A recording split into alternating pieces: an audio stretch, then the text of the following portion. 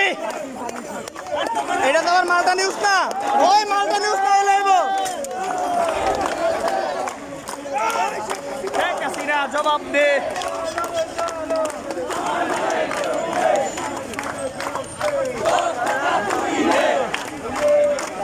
রাজাকার রাজাকার রাজাকার রাজাকার বলেছে